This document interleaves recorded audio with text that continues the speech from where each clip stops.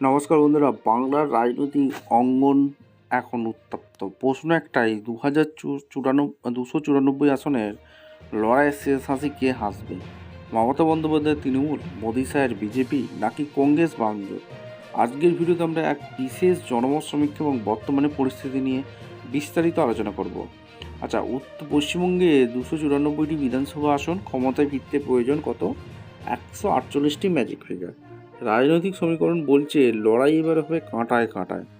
একদিকে রাজ্য সরকারের জনকল্যাণমূলক প্রকল্প, অন্যদিকে বিরোধী সেবরের পরিবর্তনের ডাক। তৃণমূল কংগ্রেস টিএমসি গত 10 বছরে কাজের খতিয়ান আর লক্ষ্মীর ভাণ্ডারের মতো প্রকল্পের উপর ভরসা রাখছে। ঘাসফুল শিবির, মমতা বন্দ্যোপাধ্যায়ের ব্যক্তিগত জনপ্রিয়তা কি পারবে জয়ের হ্যাটট্রিক পূর্ণ করতে?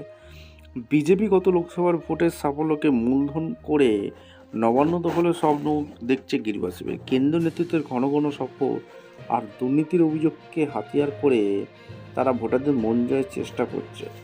কংগ্রেস অন্যান্য বাম কংগ্রেস জোট কি পারবে কোনো বড় চমক দেখাতে, নাকি ভোট কাটাকাটির লড়াইয়ে তারা ফ্যাক্টর হয়ে দাঁড়াবে?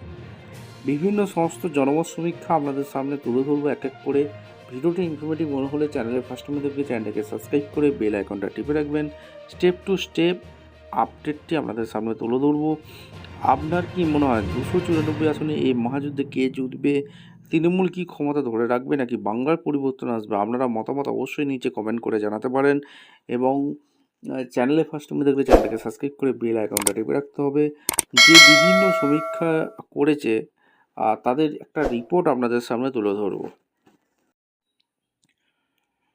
আচ্ছা, প্রায় সব সমীক্ষাই বলছে চতুর্থবার দিদির সরকার, অর্থাৎ রাজ্যে আবার টিএমসি ক্ষমতায় আসতে চলেছে। কোনো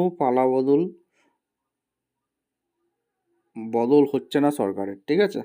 অর্থাৎ প্রায় সব সমীক্ষাই একই কথা বলছে, চতুর্থবারের জন্য মুখ্যমন্ত্রী আবারও সরকার গঠন করতে যাচ্ছে, ঠিক আছে? দিদির সরকার হতে যাচ্ছে। যারা যারা সমীক্ষা করেছে তাদের কয়েকটা আপনাদের সামনে রাখবো। দেখা যাচ্ছে সমীক্ষা কি, দেখে নিন কি সমীক্ষা কি বলছে। সমীক্ষা অনেকবার মিলে, আবার অনেকবার নাও মিলতে পারে। সমীক্ষার ওপর ভরসা করাটা ঠিক হবে না। রেজাল্ট কিন্তু ভোটের শেষেই কথা বলবে। কি বলছে সমীক্ষাটা সেটা আপনাদের সামনে রাখছি। বাংলার কার দখলে কত আসন? আচ্ছা, তৃণমূল 184 থেকে 194টি আসন পেতে পারে, আর বিজেপি 98 থেকে 108টি, অন্যান্যরা 1 থেকে 3টি আসন পেতে পারে। নিউজ 18 সমীক্ষা করেছে, ঠিক আছে? এরপরে ভোট ভাইবের যে সমীক্ষা সেটা আপনাদের সামনে রাখলাম। এই সমীক্ষায় বলছে তৃণমূল আবার সরকার গঠন করতে চলছে, 184 থেকে 194। বিজেপি 98 থেকে 108-এর মধ্যে আটকে যাবে, আর অন্যরা কিছু অস্তিত্ব নেই, 1 থেকে 3টি। এরপরে আর একটা জিনিস রাখবো, সেটা প্রায় সব সমীক্ষাই বলছে চতুর্থবার দিদির সরকার। দৃষ্টিভঙ্গি যে অপিনিয়ন পোল 2026 অর্থাৎ সমীক্ষা করেছে, সেখানে তো তৃণমূলকে 223 আসনে এগিয়ে গেছে। 223 আসনে নিয়ে আবার চতুর্থবারের সরকার করছে। বিজেপি 69 আটকে যেতে পারে, যা পেয়েছিল তার থেকেও কমে যেতে পারে।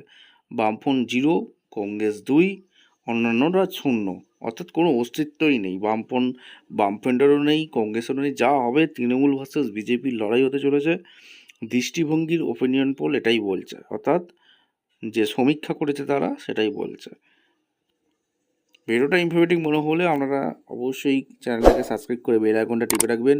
আপনারা অবশ্যই কমেন্ট সেকশনে ব্যক্ত করবেন চতুর্থবারে কি দিদির সরকার হতে চলেছে, নাকি প্রত্যাবর্তন, নাকি পরিবর্তন হতে চলেছে। অবশ্যই কিন্তু কমেন্ট সেকশনে জানাতে ভুলবেন না। আপনাদের মতামত অবশ্যই জানাবেন। দেখা হচ্ছে কোনো পরবর্তী ভিডিও। ধন্যবাদ।